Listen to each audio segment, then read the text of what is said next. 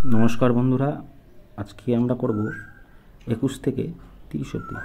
বলে কী বলেছে 21 নম্বর কোশ্চেন, এক পরীক্ষায় পাস নম্বর হচ্ছে 30%, এক ছাত্র 85 নম্বর পেয়ে 10 নম্বরের জন্য পাস করলো, পরীক্ষায় মোট নম্বর কত? আচ্ছা, কি বলেছে, পাস নম্বর এক ছাত্র কত পেয়েছে? 85 নম্বর। পাস নম্বর 10 নম্বর কী হয়েছে? বেশি পেয়েছে। তো আমি যদি 85 থেকে 10 মাইনাস করি কত হবে? 75। এটাই হচ্ছে কি বলেছে এখানকার পাস নম্বর। তাহলে কি বলেছে, কী হবে?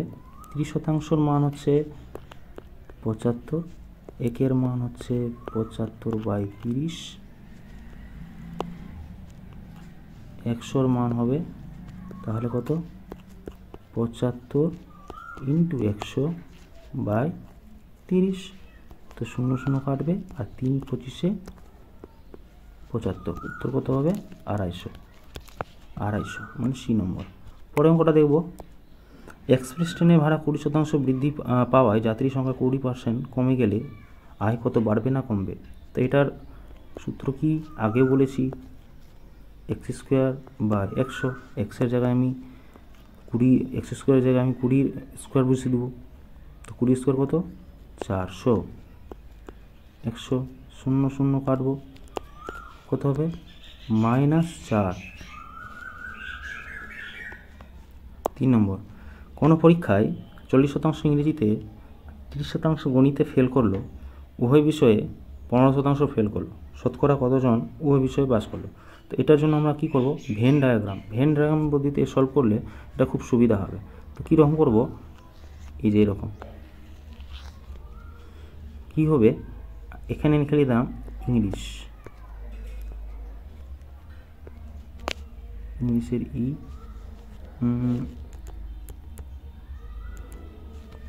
এখানে লিখলাম ইংলিশ, এখানে ম্যাথের, গণিতের ম্যাথ। তো কী বলেছে, ইংলিশে কত পেয়েছে?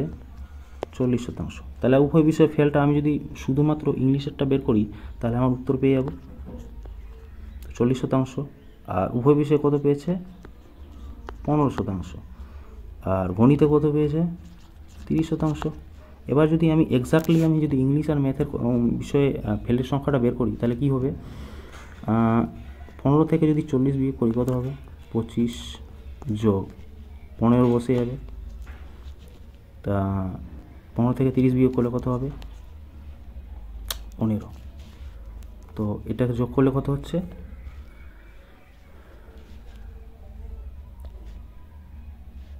55% যদি ফেল করে তাহলে পাস কত করছে?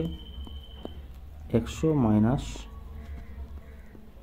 55 কত হবে? 45%। 3 হয়ে গেছে 4। একটি পরীক্ষায় 60% ছাত্র ইংরেজিতে পাস করে, 70% হিন্দিতে পাস করে, আর 40% উভয় বিষয়ে পাস করে, শতকরা কতজন উভয় বিষয়ে ফেল করে? ওই একই অঙ্ক, ওই একই প্রসেসে করব। আমি এখানে কি বের করব? উভয় বিষয়ে কতজন পাস করেছে। তো এখানে ইংরেজি, এখানে হিন্দি। আচ্ছা, ইংরেজিতে কত করেছে? 60। আর উভয় বিষয়ে কত করেছে? 40। আর হিন্দিতে কত করেছে? 70। বিয়োগ করি দেখি, 40 থেকে 60 বিয়োগ করবো কত হবে? 20। 40 আর 40 থেকে 70 বিয়োগ করে কত হবে? 30। যোগ করে কত হবে? 90%। 90% যদি পাস করে তাহলে ফেল কত করেছে? 100 থেকে 90 বিয়োগ করব 10%। তো এ 5 নম্বর, এক শহরের জনসংখ্যা 1,80,000, প্রতি বছরের জনসংখ্যায় 10% হারে বৃদ্ধি পেলে 2 বছরের পর জনসংখ্যা কত হবে? তো এটার জন্য আমি প্রথমে কী করব? 10% ফ্র্যাকশান 1/10। তো বৃদ্ধি যখন বলেছে, এখানে বৃদ্ধি যখন বলেছে তো বৃদ্ধির জন্য কী করব? 10, 1 বাড়ছে 11। কত বছরে? 2 বছরে। যত বছর বলবে মাথায় বসে যাবে। তাহলে কী হবে? 100, 121। 100 যদি হয় তাহলে 100-র মান কত দিয়েছে? 100-র মান দিয়েছে 1,80,000। একের মান কত? তাহলে 121-এর মান কত?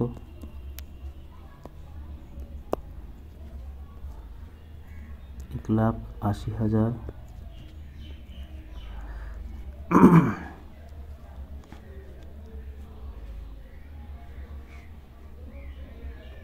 ইন্টু 121/100। আচ্ছা, 121-এর সাথে যদি 1,18,000 আমি যদি গুণ করি তাহলে কত হবে? 2,17,800। উত্তর হয়ে যাবে বি নম্বর। পরে অঙ্কটা দেখব 6 নম্বর।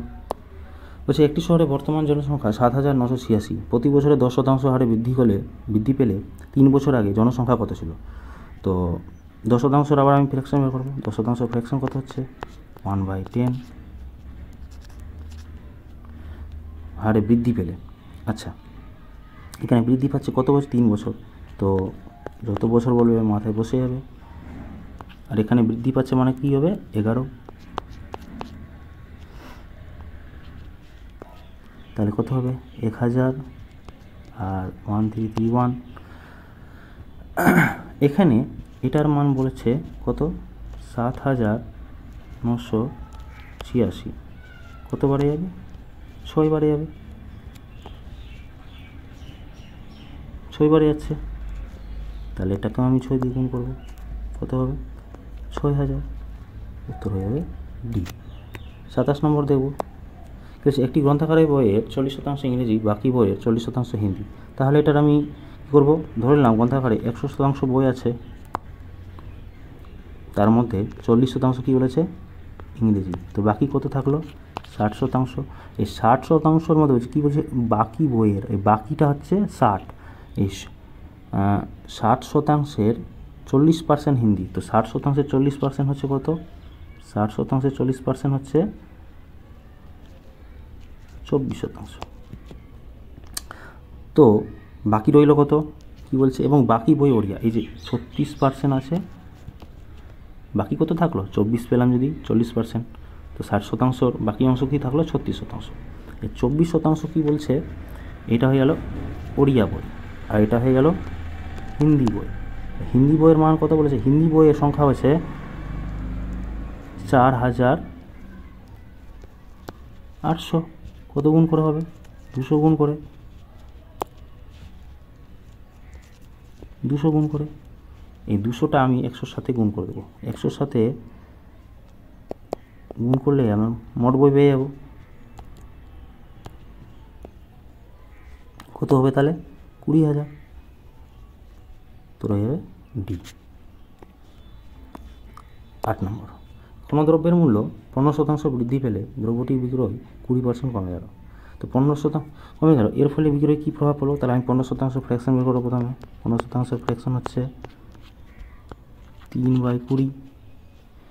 আর 20%-র কত? 1/5। প্রথমে কি বলছে? বৃদ্ধি পাচ্ছে। 20-তে 3 বৃদ্ধি পাচ্ছে মানে কত হবে? 23। তার কত হবে? 20 থেকে এখানে হবে 23। তারপর কী বলছে? কমে গেল। 5-এ 1 কমছে, 4, 100, 23 4-এ 92। কত কমছে? 8 কমছে কততে? 100-তে। তাহলে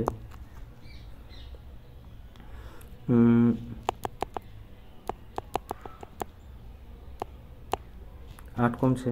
তাহলে কী হবে? এখানে আমি এখানে করছি 8/100 ইন্টু 100। 100 কেটে যাচ্ছে। যেহেতু এখানে প্রথমে 100 ছিল, তারপরে 92 হয়েছে, কী হচ্ছে? হ্রাস হচ্ছে। তা 8% হ্রাস। তো কী হবে? সরি বন্ধুরা, এখানে হবে ক্ষতি। কী বলেছে? সি নম্বর হবে এটা। তাহলে 9 নম্বর। কেরোসিনের মূল্য 30% বৃদ্ধি পাওয়ায় কোনো পরিবারের কেরোসিনের ব্যবহার কমানো হলেও খরচ 4% বেড়ে গেল। ওই পরিবার কেরোসিনের ব্যবহার কী হারে কমানো? প্রথমে ছিল কত? 100%। ব্যবহার কত বাড়ছে, মূল্য কত বাড়ছে, মূল্য বাড়ছে 30%, মানে 130 হচ্ছে। তো ব্যবহার কমানো হলো, খরচ 4% বেড়ে গেল। খরচ কত বাড়ছে, 4% বেড়ে গেল। তারপরে বলছে ওই পরিবার কেরোসিনের ব্যবহার কী হারে কমানো হলো, কত কমছে, 26। কততে, 130-এ। তাহলে 100-তে কত, তো 0 0 কাটবে, 13 2 26। তাহলে উত্তর কত হবে, 20%। ডি নম্বর। 10 নম্বরটা আজকের শেষ অঙ্ক। এক ব্যক্তি তার বেতনের 5% কর দেওয়ার পর বাকি টাকার 95% খরচ করেন। তার হাতে 114 টাকা থাকলেও মোট বেতন কত। তাহলে আমি 5% ফ্র্যাকশন বের করবো আগে। 5% ফ্র্যাকশন হচ্ছে কত, 1/20। আচ্ছা, 95% ফ্র্যাকশন কত হচ্ছে, 95/100। 5 দিয়ে যদি কাটি 19, এখানে হয়ে যাবে 20। 20 টাকার মধ্যে 1 টাকা খরচ হচ্ছে, বাকি কত থাকছে, 19 টাকা। আর 20 টাকা খরচ করে 20 টাকার মধ্যে 19 টাকা খরচ হচ্ছে, বাকি থাকছে কত, 1 টাকা। এবার এখানে কি করব, ধরে নিলাম তার হাতে এখন মোট বেতন কত, মোট বেতন হচ্ছে আমি x টাকা, x টাকা ইন্টু কত, প্রথমে 19/20 ইন্টু 1/20 সমান সমান কী বলছে, তার হাতে 114 টাকা থাকলে 114 টাকা, 19 দিয়ে কাটবো, এটা 6 বারে যাবে। তো যদি ক্রস মাল্টিপ্লিকেশন করি, ক্রস মাল্টিফাই, তো কী হবে উত্তর, 1 সমান সমান 400 ইন্টু 6 কত হবে, 2400। আজকে এখানে শেষ। সাবস্ক্রাইব করে পাশে থাকবেন বন্ধুরা, ধন্যবাদ।